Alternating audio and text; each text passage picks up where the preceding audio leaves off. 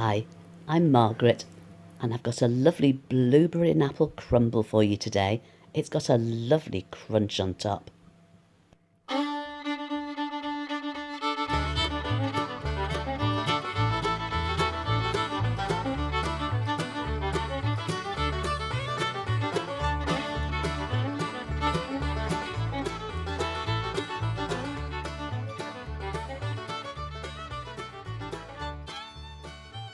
It's good to have your apples chopped and ready to use, but if you leave them out in the air, they will go brown.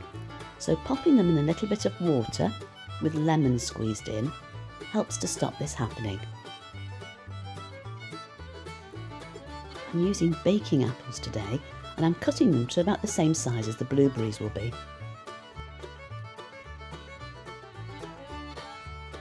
So now for the crumble.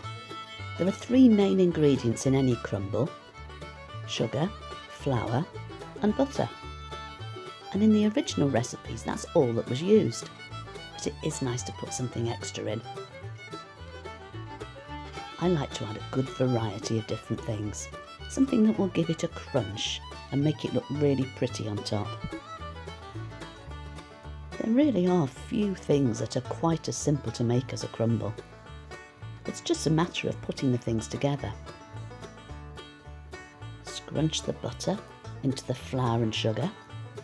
You can use a fork or even your fingers if you like, and then just mix everything else in.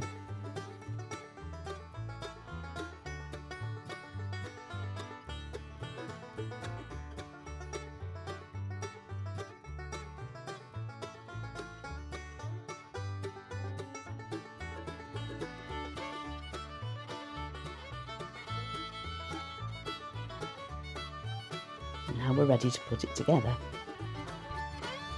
I'm using a 2-pint bowl here. A shallow one is best for a crumble.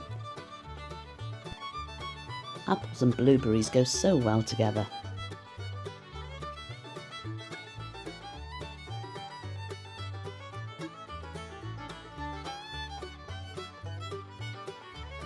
And a little bit of cinnamon just brings out the flavour nicely. The apples will make their own liquid along with the blueberries, but I like to add a little splash just to get them started. And a few knobs of butter will sink into the fruit and make it lovely and juicy and buttery.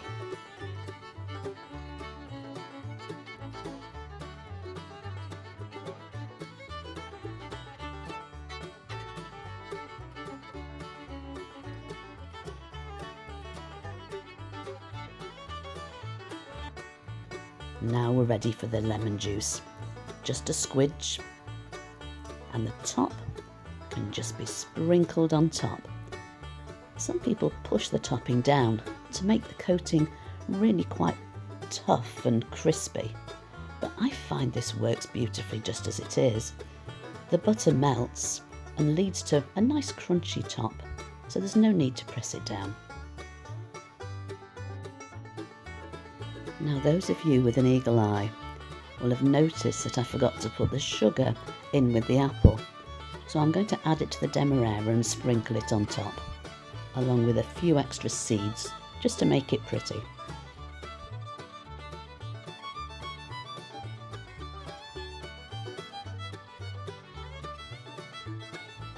I just love those juicy bits at the edges where the fruit peeps up. And a crumble for me has to have a great crispy crunch as you cut into it. Ooh, looking forward to this one. It has to be served with custard, of course. Thanks for joining me. Catch you next week.